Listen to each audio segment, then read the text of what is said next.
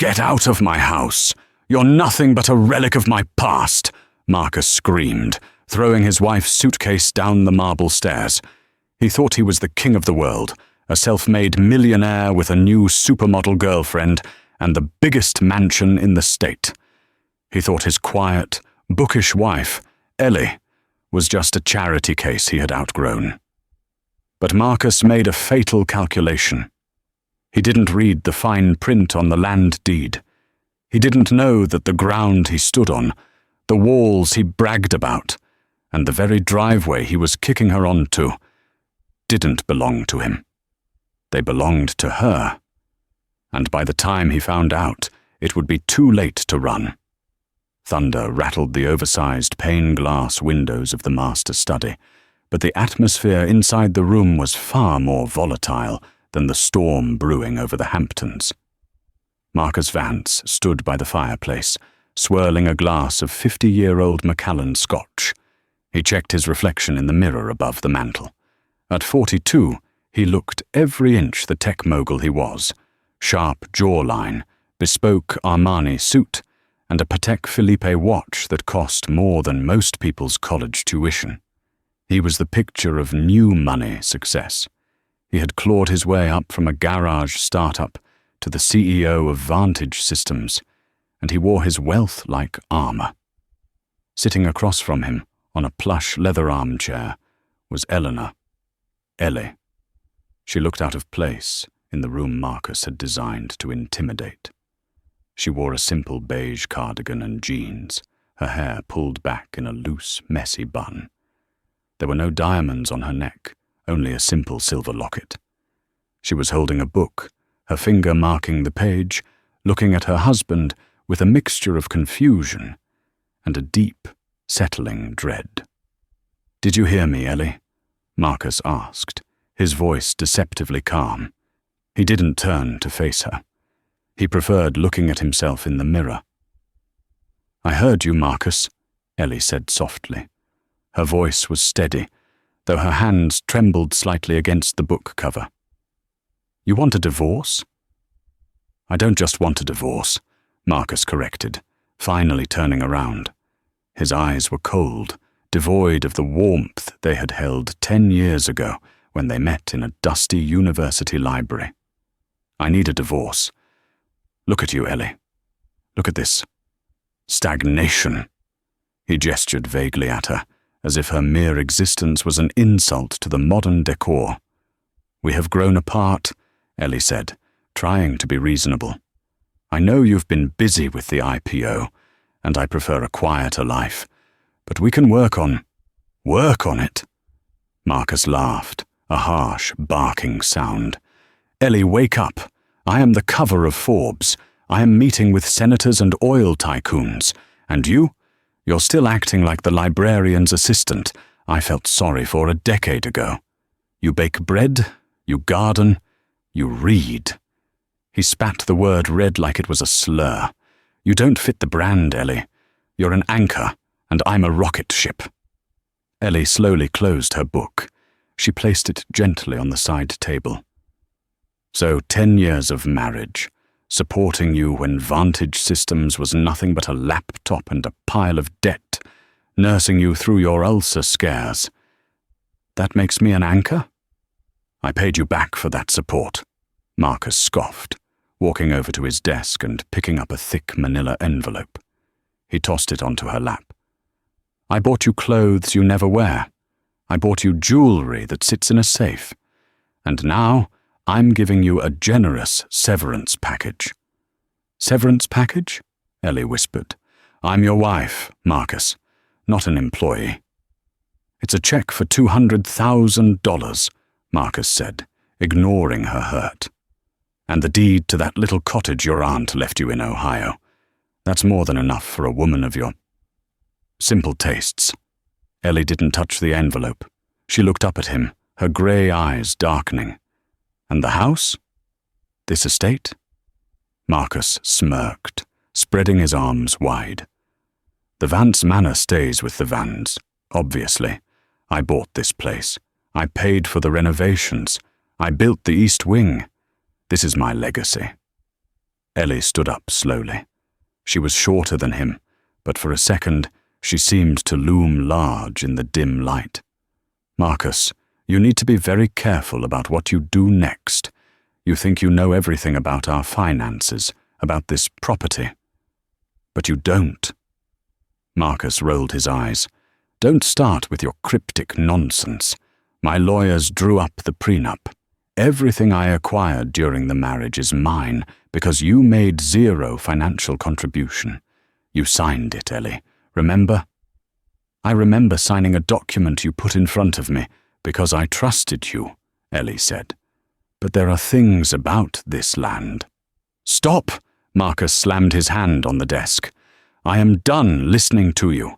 I have guests arriving in an hour. Important guests. I want you packed and gone before the first car pulls into the driveway. Gone? Ellie blinked. Tonight? In this storm? Call an Uber. Take the SUV to the gate. I don't care. Marcus sneered. Just get out. I have a life to live, and it starts the second you walk out that door. Ellie stared at him for a long, heavy silence. She saw the man she had loved, the man she had secretly protected from bankruptcy 3 times without him ever knowing, and saw that he was truly gone. In his place was a monster made of ego and greed. Okay, Ellie said quietly. I'll pack. Marcus looked surprised she gave in so easily. He expected screaming, crying, begging. Her calm unsettled him, but he brushed it off. She knows she's beaten, he thought. She knows she's nothing without me. Good, Marcus grunted, turning back to his scotch. Take only what you came with. I don't want you looting the place. Ellie walked to the door, her hand on the brass handle. She paused. I hope you enjoy the house, Marcus, while it lasts. She closed the door softly. Marcus chuckled, taking a sip of the amber liquid. While it lasts? It's going to last forever, darling. It's my kingdom. He checked his watch. Jessica would be here in 20 minutes. He needed to make sure the old debris was cleared out before the new centerpiece arrived. Ellie moved mechanically through the massive walk-in closet in the master bedroom. It was a space larger than her first apartment. On the left were Marcus's rows of Italian suits. On the right, her modest collection of dresses and sweaters. She pulled down a vintage leather suitcase, the same one she had brought with her when they moved here 5 years ago. She didn't pack the diamond earrings or the Cartier watch. She packed her wool sweaters, her worn-in jeans, 3 of her favorite first edition novels, and a small wooden jewelry box that had belonged to her grandmother. She heard the roar of an engine outside. Not just any engine, the distinct, aggressive growl of a Porsche 911 GT3. Ellie walked to the window. The rain was lashing against the glass, blurring the world outside, but the headlights cut through the gloom. A bright yellow sports car screeched to a halt right in front of the fountain, a fountain Ellie had personally designed. The driver's door opened, and a long leg clad in a red-bottomed Christian Louboutin heel stepped into a puddle. It was Jessica Thorne. Ellie knew who she was. Everyone knew. Jessica was 24, an influencer and aspiring actress who had been clinging to Marcus's arm at charity galas for the past 6 months. Marcus claimed she was a brand ambassador for Vantage Systems. Ellie wasn't stupid. She just hadn't realized Marcus was bold enough to bring her here, to their home, before the divorce papers were even dry. The front door slammed downstairs. The sound of high heels clicking on the marble floor echoed up the grand staircase. Marcus, baby, it is absolutely pouring out there. Jessica's voice was high, shrill and demanding. I've got a towel, darling. Come here. Marcus's voice drifted up, dripping with an affection he hadn't shown Ellie in years. Ellie zipped up her suitcase. Her heart pounded, not with heartbreak, but with a cold, simmering anger. She grabbed the handle and walked out of the bedroom, reaching the top of the stairs just as Marcus and Jessica were embracing in the foyer. Jessica was wearing a skin-tight red dress that left little to the imagination. She was undeniably beautiful, in a manufactured, glossy way. She pulled back from Marcus and looked up, her eyes locking onto Ellie. A smirk curled on Jessica's red lips. She didn't look ashamed. She looked triumphant. "Oh," Jessica said, feigning surprise. "Is the help still here?" Marcus laughed.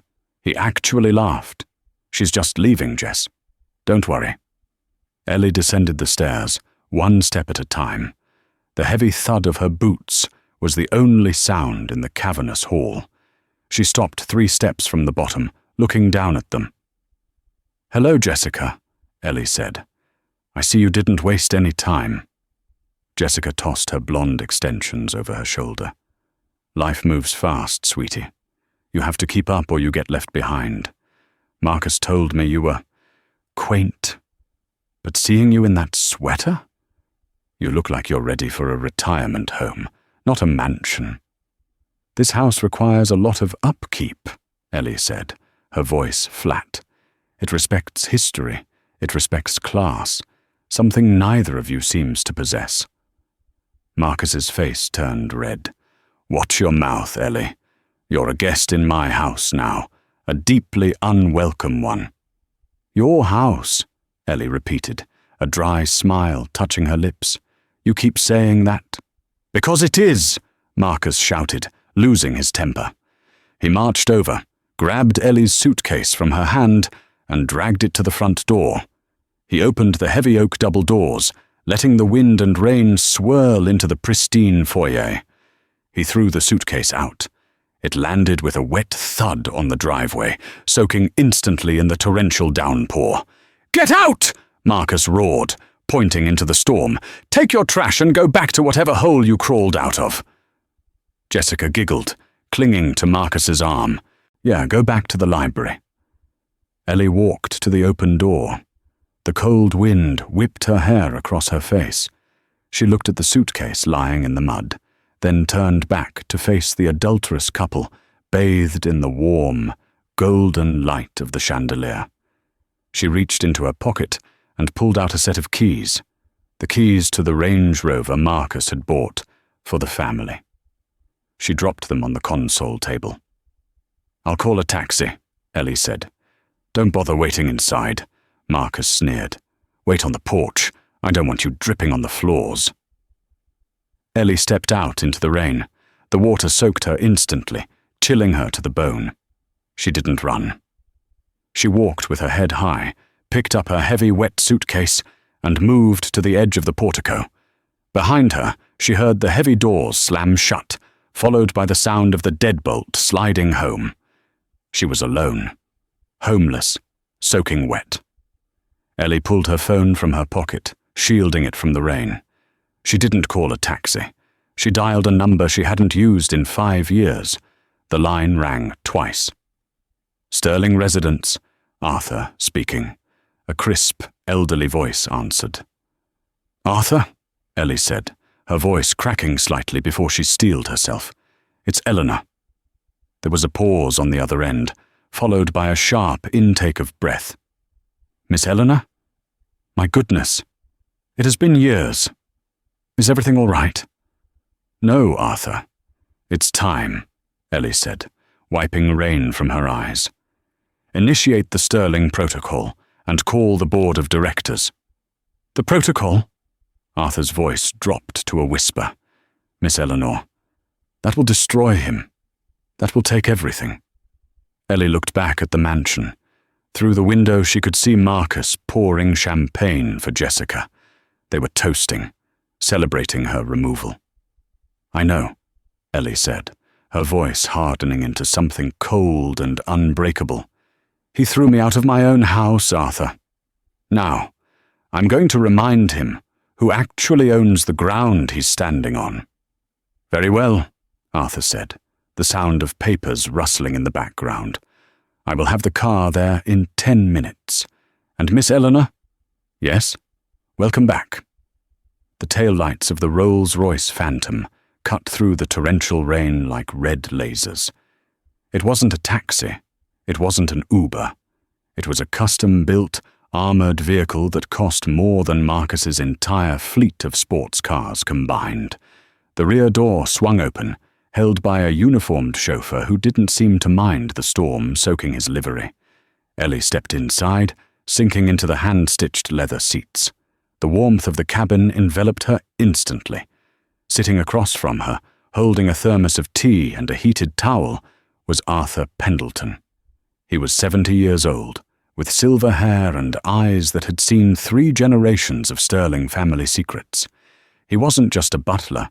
He was the executor of the Sterling Trust, a legal entity that controlled vast swaths of Manhattan real estate, shipping lines in the Pacific, and, unbeknownst to Marcus Vance, the very ground his precious mansion stood on. "Here, Miss Eleanor," Arthur said gently, handing her the towel. "Dry yourself. You're shivering." Ellie wrapped the warm cloth around her face, inhaling the scent of lavender. When she lowered it, the tears were gone. Her eyes were dry and clear. "Did you bring the file?" "I did," Arthur said, tapping a black leather briefcase on the seat beside him. "Though I must admit, I never thought we would actually have to use it. I always hoped Mr. Vance would prove me wrong." "He didn't," Ellie said, her voice devoid of emotion. "He failed, Arthur. In every way a man can fail." The car glided silently down the winding road, passing the massive iron gates of the Vance Manor. Ellie didn't look back. "Take us to the penthouse," Ellie instructed, "and call the team. I want a forensic audit of Vantage systems, started by midnight. I want every penny I ever funneled into his company through the shell corporations identified and frozen." Arthur nodded, pulling out a tablet. "And regarding the Vance Manor?" Ellie allowed a small, cold smile to touch her lips. "Let's clarify something, Arthur. It's not the Vance Manor. It's Plot 44B of the Sterling Hamptons estate. Marcus thinks he bought that land 5 years ago." "He bought the rights to build," Arthur corrected, reciting the legal trap they had set years ago, a test of Marcus's character that he had unknowingly failed. "He signed a 99-year ground lease with Argos Land Management. He was so eager to start building his monument to himself that he didn't have his lawyers read the termination clauses." "Clause 17, Ellie said, reciting it from memory. "In the event of the lessee filing for divorce against the primary beneficiary of the Sterling Trust, or engaging in acts of moral turpitude on the premises, the ground lease is immediately revoked, and all structures upon said land revert to the ownership of the lessor." Arthur chuckled darkly. "He thinks he owns the house because he paid for the bricks and mortar. He forgets that in real estate, the person who owns the dirt owns the world." "He kicked me out into the rain, Arthur," Ellie whispered, looking out at the blurring lights of the highway. "He treated me like a vagrant, like I was nothing."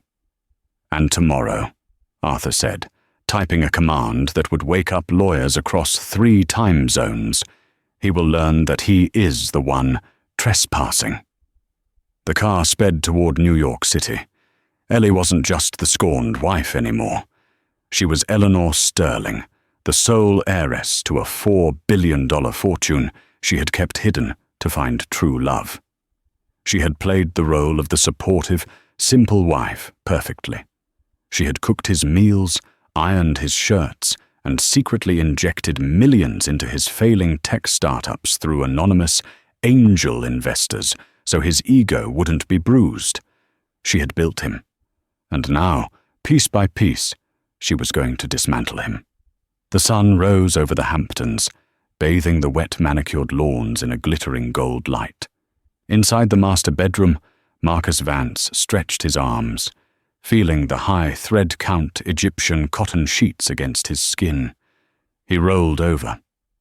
Jessica was still asleep, her blonde hair fanned out over the pillow Ellie used to sleep on. Marcus felt a surge of triumph. He had done it. He had shed the dead weight. No more boring dinners, no more lectures about humility, no more Ellie.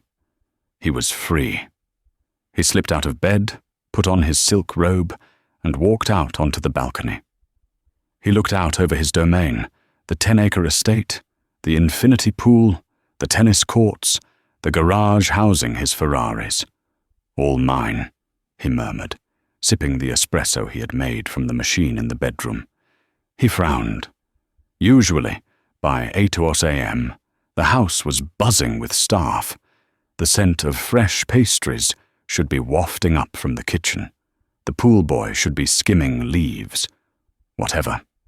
They were probably terrified of him after his shouting match last night. Good. Fear motivated people.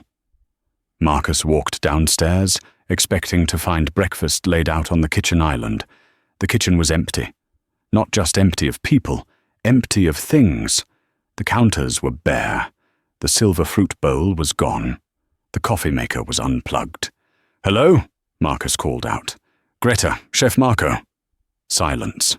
He walked into the hallway. The fresh flowers that were usually changed daily were missing. The vase was gone. He walked into the living room. The curtains were drawn. On the center table in the foyer, where he had thrown the keys at Ellie the night before, sat a single white envelope. It wasn't a handwritten note. It was a formal document, thick and heavy. Marcus ripped it open. Inside was a letter on thick, cream-colored stationery, embossed with a logo he didn't recognize. Argos Land Management. He scanned the text, confusing, clouding his mind. "Dear Mr. Vance, pursuant to Section 4, Paragraph B of your ground lease agreement dated September 12th, 2019, we are hereby notifying you of a material breach of contract. The lease for the land situated at 108 Ocean Drive is hereby terminated effective immediately.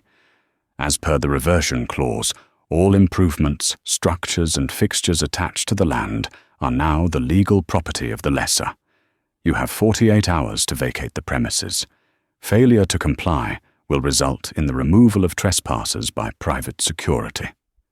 Sincerely, the legal department, Marcus stared at the paper. Then he burst out laughing. "Scammers," he muttered, crumbling the paper into a ball and throwing it on the floor. "Probably some phishing attempt.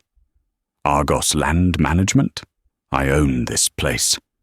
He pulled out his phone to call his lawyer, loud enough to wake Jessica. "Dave!"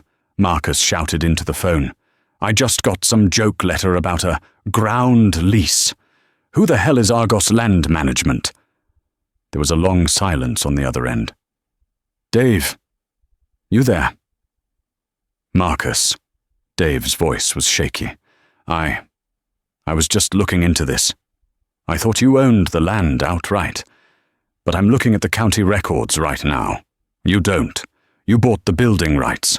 The land is held in a blind trust." "What are you talking about?" Marcus felt a cold prickle of sweat on his neck. "I paid $12 million for this property." "You paid $12 million to build the house," Dave corrected. "The land. Marcus, the land deed is in the name of a holding company. And looking at the bylaws, if you divorce, the lease dissolves." "Fix it!" Marcus screamed, his voice echoing in the empty kitchen. "I don't care what it costs. Sue them. Buy the land. Who owns Argos?" "That's the problem," Dave said. "Argos is a shell. It's owned by a holding company in the Caymans, which is owned by a trust in Delaware. It's a fortress, Marcus. I can't find a human name attached to it." "There is always a name," Marcus roared. "Find it!" He hung up, his hands shaking. He needed a drink. He went to the wine cellar. Locked. He frowned. He punched in the code. Error. He tried again. Error.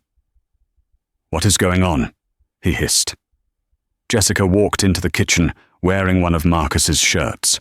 She looked annoyed. "Babe, the Wi-Fi isn't working. I can't upload my morning story. And where is the chef? I want an avocado toast." "Shut up, Jessica," Marcus snapped, pacing the floor. "Excuse me?" Jessica's eyes went wide. "Don't talk to me like that. I'm not Ellie." "No, you're not," Marcus muttered. Ellie knew how to fix things. The doorbell rang, not the polite chime of a guest, but a long, insistent buzz. Marcus marched to the front door and threw it open. Standing there were two men in dark suits. They weren't police. They looked like private military contractors. Behind them, a tow truck was backing up to the garage. "Can I help you?" Marcus demanded, trying to project authority. "Mr. Vance?" the larger man asked. He checked a clipboard. "We are here to repossess the assets belonging to Vantage Systems and its primary investors." "Repossess?" Marcus laughed incredulously. "I am the CEO of Vantage Systems. I am the investor." "Actually, sir," the man said calmly, "according to a filing made at 6 a.m. this morning, the majority shareholder, the Angel Group, has called in their loans. Since the company lacks the liquidity to pay, they have seized collateral." "What collateral?" "The company vehicles," the man said, pointing to the garage. "And your executive salary accounts have been frozen pending an embezzlement investigation." "Embezzlement?" Marcus screamed. "I built this company." "Sir, please step aside," the man said, signaling the tow truck driver. Marcus watched in horror as the garage doors, which he hadn't opened, began to rise. Someone else was controlling his smart house. "No, that's my Porsche, that's my Ferrari." Marcus ran toward the garage, but the large man stepped in his path, blocking him like a brick wall. "Step back, sir, or we will call the local authorities." Jessica came running out to the porch, her phone in hand, recording. "Oh my God, Marcus, they are taking the cars. Is this a prank? Are we being punked?" "Put the phone away," Marcus swatted at her. "Hey," Jessica yelled, "don't touch me." Marcus stood in the driveway, barefoot, watching as his prized yellow Porsche, the one Jessica had arrived in last night, was hooked up to the tow truck. "This is a mistake," Marcus whispered, his face pale. "This is a massive clerical error. I'm going to sue everyone. I'm going to ruin everyone." But deep down, a terrifying thought began to take root. The land lease, the frozen accounts, the smart house turning against him. It was coordinated. It was precise. It was personal. Who had the power to do this? He thought of Ellie. Quiet, mousy Ellie with her books and her knitting. No, impossible. She was probably crying in a motel room right now. She didn't have the teeth for this. His phone buzzed. A text from Dave, his lawyer. "Marcus, I found the name behind Argos Land Management. You need to sit down." Marcus stared at the screen, his thumbs trembling as he typed back. "Who?" The 3 dots bubbled for what felt like an eternity. Then a single name appeared. Sterling. Marcus frowned. Sterling? Like the Sterling family, the old money dynasty that owned half of Manhattan? What did they have to do with him? Then another text from Dave. I looked into Eleanor's maiden name.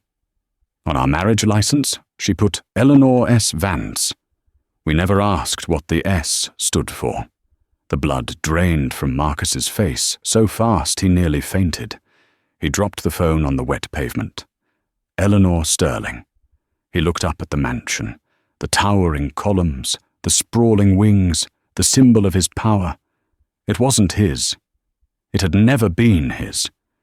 He had been living in a dollhouse, and the owner just took the roof off. The realization hit Marcus with the force of a physical blow. He staggered back, leaning against one of the stone pillars of the portico. "Sterling," he whispered. Jessica was still screaming at the tow truck driver, but her voice sounded distant, like it was underwater. Marcus's mind was racing back through 10 years of memories. He remembered meeting Ellie in the university library. She was wearing thrift store clothes. She drove a beat-up Honda. She never talked about family. He had assumed she was ashamed of being poor. God, I was so blind. She wasn't ashamed of poverty. She was hiding from wealth. She was vetting him. She wanted to know if he loved her for her, or for the sterling billions. And for 10 years, he had passed the test. Until yesterday. "Marcus!" Jessica grabbed his arm, her nails digging into his skin. "Do something! They're taking the Bentley now. My purse is in there." Marcus shoved her off. "Shut up, Jessica. The cars don't matter. The house doesn't matter." "What do you mean the house doesn't matter?" she screeched. "Where are we going to live?" "I don't know," Marcus roared. Suddenly, the large digital screens that lined the driveway, usually used to display art or welcome guests, flickered to life. A video feed appeared. It was Ellie. She wasn't wearing her cardigan. She was wearing a tailored white suit that looked sharp enough to cut glass. Her hair was blown out, sleek and professional. She was sitting in a boardroom that looked like the bridge of a starship, surrounded by people in suits who looked far more important than anyone Marcus had ever met. The audio crackled over the outdoor speakers, booming across the estate. "Good morning, Marcus." Ellie's voice was crisp, magnified, godlike. Jessica stopped screaming. The tow truck drivers paused. Even the birds seemed to go quiet. Marcus stared up at the screen, his mouth open. "Ellie?" "I see you received the eviction notice," Ellie said calmly from the screen. She picked up a fountain pen and twirled it. "I apologize for the abruptness. But as you said last night, life moves fast. You have to keep up or you get left behind." "Ellie, wait," Marcus stammered, stepping toward the screen as if he could plead with the pixels. "Baby, let's talk. This is insane." "You're a sterling. Why didn't you tell me?" "Because I wanted a husband, Marcus, not a parasite," Ellie replied. Her eyes on the screen were cold, devoid of the love that had been there for a decade. "I supported you. I loved you. I built you. And you threw me out like trash because you thought you found something shinier." She glanced at Jessica on the screen. Jessica shrank back, suddenly looking very small and cheap in her stolen shirt. "I'm cancelling the IPO for Vantage Systems," Ellie announced casually. "No!" Marcus screamed. "You can't. That's my life's work. The board will never allow it." "I am the board, Marcus," Ellie said. "The angel group that funded your Series B and C rounds. That was me, the silent partner who bailed you out of the crypto crash. That was me. I own 61% of your company, and as of this morning, I have voted to remove the CEO for poor judgment." "You can't do this," Marcus sobbed, falling to his knees in the driveway. "Ellie, please, I'm sorry. I was stressed. It was a mistake. Jessica means nothing to me. She's nobody." "Hey!" Jessica yelled, offended. "It's too late for apologies," Ellie said. She checked her watch. "You have exactly 1 hour before the security codes on the perimeter gates change. Anything left inside the house after that becomes mine. If you are still on the property, you will be arrested for trespassing." "Where am I supposed to go?" Marcus cried. "You froze my accounts." "I believe you have a severance package," Ellie said, her voice dripping with irony. "I left a check for $200,000 in the mailbox. That should be more than enough for a man of your simple tastes." The screen went black. Marcus knelt in the driveway, the silence deafening. 200,000, Jessica repeated, doing the math. She looked at Marcus, then at the mansion, then at the departing tow trucks. She scoffed. "You're broke," she stated flatly. "Jess, baby, we can fix this," Marcus pleaded, reaching for her. "I just need a good lawyer." "You need a miracle," Jessica said, stepping back. "I'm not dating a broke guy with a crazy ex-wife who owns the planet. I'm out." She turned and began walking down the long driveway toward the gate, her heels clicking on the asphalt. "Jessica!" Marcus yelled. "You can't leave me. Not now. Watch me," she called back, not even turning around. Marcus was alone. He looked at the massive house looming over him. It looked different now. It wasn't a castle. It was a fortress, and the drawbridge was closed. He scrambled to his feet. He had 1 hour. He had to get his watches, his cash stash in the safe, the bearer bonds. He ran to the front door and grabbed the handle. Locked. He pounded on the wood. "Open! Open up!" The smart lock pad flashed red. Access denied. He ran to the back door. Locked. The windows, reinforced storm glass. He was locked out. He couldn't even get inside to pack a bag. He remembered Ellie's words. "Take only what you came with." He looked down at himself. He was wearing silk pajamas and a robe. He was barefoot. He had nothing. The rain clouds from the night before began to gather again, blocking out the sun. A rumble of thunder shook the ground. Marcus Vance, the millionaire genius, sat on the steps of the mansion he thought he owned and put his head in his hands. But Ellie wasn't done yet. This was just the demolition. Now, it was time for the renovation.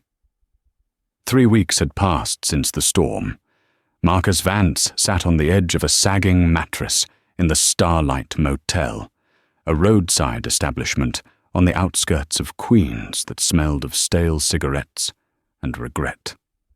The neon sign outside buzzed incessantly, a flickering reminder of how far he had fallen. He was no longer wearing Armani. He was wearing a wrinkled button-down shirt he had bought from a thrift store and a pair of trousers that were a size too big. His Patek Philippe watch was gone, pawned to pay for the first week at the motel, and a retainer for a lawyer who operated out of a strip mall. "You have to have something," Marcus barked into his prepaid burner phone. "She stole my company. She stole my house." "Mr. Vance, please lower your voice." The lawyer, Barry Slavin, sighed on the other end. Barry was cheap, sweaty, and the only attorney in New York who hadn't hung up the moment they heard the name Sterling. "I've looked into the filings. It's ironclad. The company bylaws gave the majority shareholder the right to dismiss the CEO without cause if the company's valuation dropped. And when the news of your eviction hit the tabloids, Vantage Systems stock plummeted 14%. "Because of her!" Marcus screamed, pacing the small stained carpet. "She manipulated the market." "Proving that is impossible," Barry said. "And the Angel Group, that's her. She essentially fired you from her own company. As for the house, you signed the ground lease, Marcus. I read it. It's a standard reversionary interest clause used by old money families to keep outsiders from claiming their land. You walked right into it." "So I get nothing?" Marcus whispered, his voice trembling with rage. 10 years. I gave her 10 years. "You have the severance check," Barry suggested. 200,000. That's not nothing." Marcus looked at the check sitting on the nightstand. It mocked him. It was an insult, a tip left for a bad waiter. "I don't want the scraps," Marcus shouted. "I want my life back. I want to destroy her, Barry. Find me dirt. The Sterlings must have skeletons. Tax evasion? Illegal offshore accounts? Something." "Marcus, listen to me." Barry's voice dropped. "I got a call this morning from a firm called Pendleton and Associates. They politely informed me that if I continue to harass Eleanor Sterling with frivolous motions, they will file a grievance with the Bar Association and have my license revoked. They knew about my previous infractions." Marcus froze. "So you're quitting?" "I'm trying to stay employed," Barry said. "Good luck, Mr. Vance. Don't call me again." The line went dead. Marcus threw the phone against the wall. It shattered, the plastic casing cracking open. He sat in the silence, his breathing heavy. He was alone. Jessica had blocked his number the moment the credit cards were declined. His friends in the Hamptons, the guys he played golf with, the investors he drank scotch with, had ghosted him. It was as if Marcus Vance had never existed. But he still had one card to play. He remembered something. Years ago, Ellie had a private safe in the guest cottage, the one place on the estate Marcus rarely visited. She kept sentimental things there. He remembered seeing a blue file once. She had closed the safe quickly when he walked in. If she was a sterling, maybe that file contained the family secrets, the leverage he needed. He couldn't get into the main mansion. It was a fortress now. But the guest cottage? It was on the edge of the property, near the old service road. It had an old-fashioned key lock, not a smart system.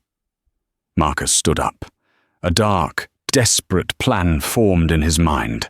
He would break in, he would get the file, and he would burn her empire to the ground. He grabbed his coat.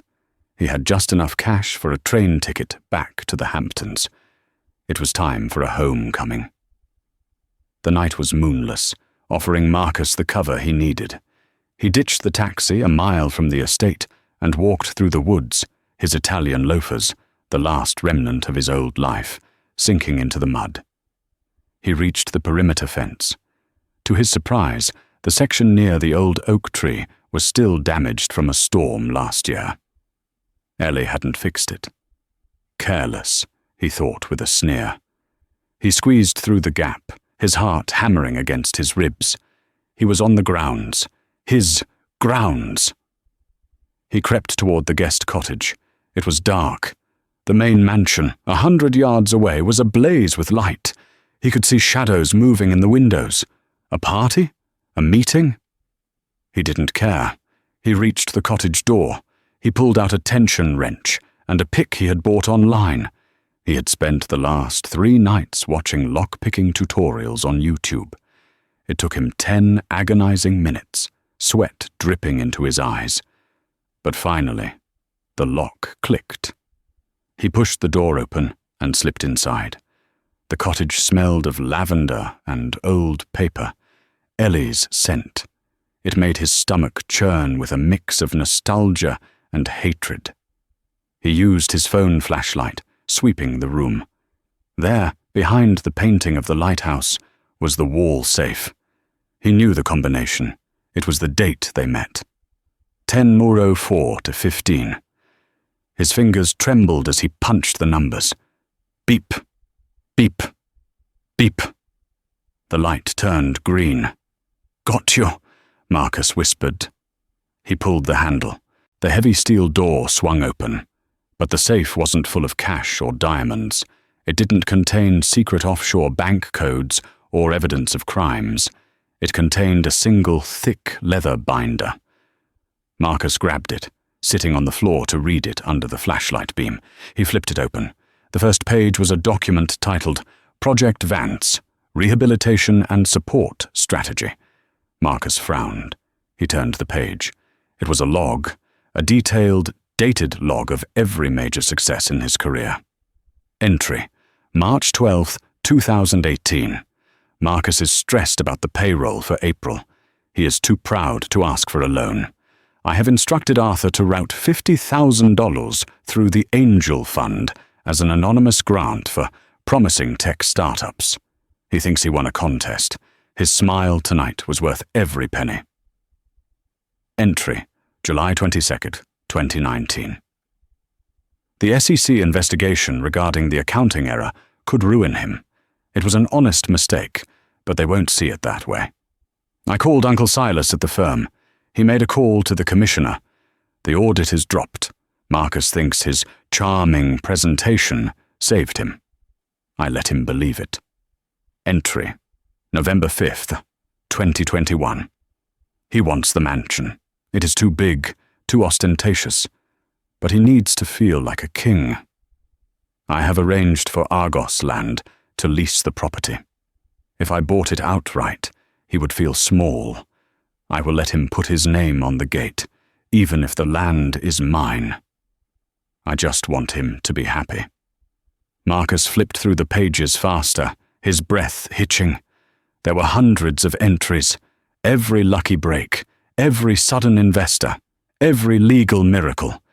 It wasn't his genius, it wasn't his charm, it wasn't his hard work. It was Ellie. She hadn't just built the company financially, she had paved the road in front of him, sweeping away every obstacle before he could even trip over it. She had spent millions, pulled dozens of strings, and used her family's immense power solely to prop up his fragile ego. She had loved him that much. She had built an entire world just for him to rule, content to sit in the shadows and knit just so he could shine, and he had thrown her out in the rain for an influencer who left him over a car. No, Marcus whimpered. The realization was more painful than the poverty. The poverty was just money. This was the destruction of his soul. He wasn't a self-made man. He was a pampered child playing with toys his wife bought him. "It's a compelling read, isn't it?" The voice came from the doorway. Marcus jumped, dropping the binder. Ellie stood there. She wasn't wearing a suit this time. She was wearing a stunning, floor-length emerald gown. She looked like royalty. Flanking her were two large security guards, and Arthur, who looked at Marcus with pure pity. "How long have you been there?" Marcus croaked. "We knew you were here the moment you crossed the fence line," Ellie said, stepping into the room. "Thermal cameras, Marcus. We upgraded the security." You did all this." Marcus pointed at the binder on the floor. "You controlled everything." "I supported everything," Ellie corrected gently. "There is a difference. I wanted you to succeed. I believed in you, Marcus. I believed that under all that insecurity and bluster, there was a good man. I thought if I made you feel safe, if I made you feel powerful, that good man would finally come out." She took a step closer, her eyes sad. "But the more I gave you, the more you wanted, and the less you saw me." "I can change," Marcus pleaded, scrambling to his knees. "Ellie, I see it now. I see what you did. I can be that man. Take me back, please. I'll sign a post-nup. I'll work in the mailroom. Just don't leave me out there with nothing." Ellie looked down at him. For a moment, Marcus saw a flicker of the old Ellie. The one who forgave him when he forgot anniversaries. The one who nursed him when he was sick. Then, she looked at the ring on her finger. A new ring. A family signet ring. "I can't do that, Marcus," she said softly, "because I finally realized something. You didn't love me. You loved the way I made you feel. You loved the reflection of yourself in my eyes. But now, the mirror is broken." She turned to the guards. "Escort Mr. Vance off the property," she ordered. "And call the police. I want to press charges for breaking and entering." "What? No!" Marcus scrambled back. "Ellie, you can't put me in jail. I'm your husband." "Ex-husband," Arthur interjected, stepping forward. "The decree came through this morning. Expedited." "Ellie!" Marcus screamed as the guards grabbed his arms. They hauled him up like a sack of flour. "Wait," Ellie said. The guards paused. Marcus looked at her, hope flaring in his chest. Ellie walked over to the binder on the floor. She picked it up. She looked at it one last time, then tossed it into the lit fireplace. The dry paper caught fire instantly. The record of Marcus's success began to curl and blacken in the flames. "Goodbye, Marcus," she said. She turned and walked out into the night, heading back toward the mansion where a string quartet was playing, leaving Marcus to be dragged into the darkness. 6 months later. The courtroom was packed. It wasn't a divorce hearing this time. It was a criminal trial. State of New York versus Marcus Vance. The charges were severe: embezzlement, corporate fraud, and misappropriation of funds.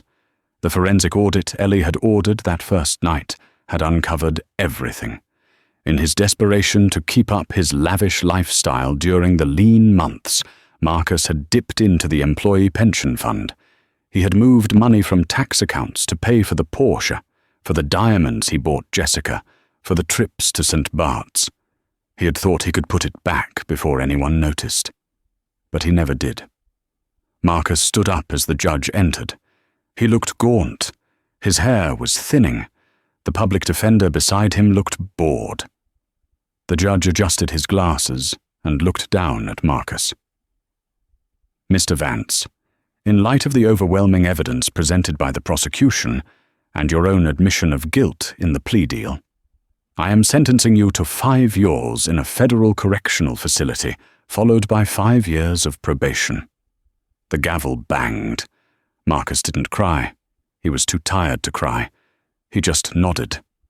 As the bailiff handcuffed him, he looked toward the back of the courtroom. He half expected to see Ellie there, maybe gloating, maybe crying. But the back benches were empty of Sterlings. Ellie hadn't come. She didn't send a lawyer. She didn't send Arthur. She had completely, utterly moved on. He wasn't worth her time to even watch him fall. That indifference hurt more than any hatred could have. The sun shone brightly over the Hamptons. The Vance Manor was gone. In its place stood the Eleanor Sterling Centre for the Arts. The massive gates were open to the public. The driveway where Marcus had been evicted was now filled with aspiring artists, musicians and writers carrying instruments and portfolios. Ellie stood on the balcony, the same balcony where Marcus used to drink his morning espresso and survey his kingdom. She was holding a cup of tea, watching the students below. She looked peaceful. She looked free. "Miss Sterling?" Ellie turned. It was a young man, perhaps 22, holding a violin case. He looked nervous. "Yes?" She smiled. I just wanted to say thank you," the boy stammered. "My scholarship. I wouldn't be here without it. I heard this place used to belong to some tech billionaire who hated art. I'm glad you changed it." Ellie laughed, a genuine bright sound that carried on the wind. "He didn't own it," Ellie said, looking out at the horizon. "He was just a tenant, and he forgot to pay the rent." She patted the boy on the shoulder. "Go play. Make something beautiful." The boy ran off to join his friends. Ellie lingered on the balcony for a moment longer. She touched the locket around her neck, the only piece of jewelry she had kept from before. She opened it. Inside, the picture of Marcus was gone. In its place was a simple inscription, "To thine own self be true." She snapped it shut, turned her back on the past, and walked inside to build a future that was finally, truly hers. And that is the tragic yet satisfying fall of Marcus Vance. He had a woman who would have given him the world, but his ego convinced him he already owned it. It's a harsh lesson. Never mistake the generosity of a partner for your own power, and never, ever assume you're the smartest person in the room, especially when your name isn't on the deed. What did you think of Ellie's revenge? Was burning the binder of his successes the ultimate power move? Or should she have shown the world he was a fraud? Let me know in the comments below. If you enjoyed this story of karma and justice, please blast that like button. It really helps the channel grow. And if you haven't already, hit subscribe and ring the bell notification so you never miss a new story. We drop new dramas every week. Thanks for watching. And remember, be careful who you step on, because they might just own the ground you're standing on.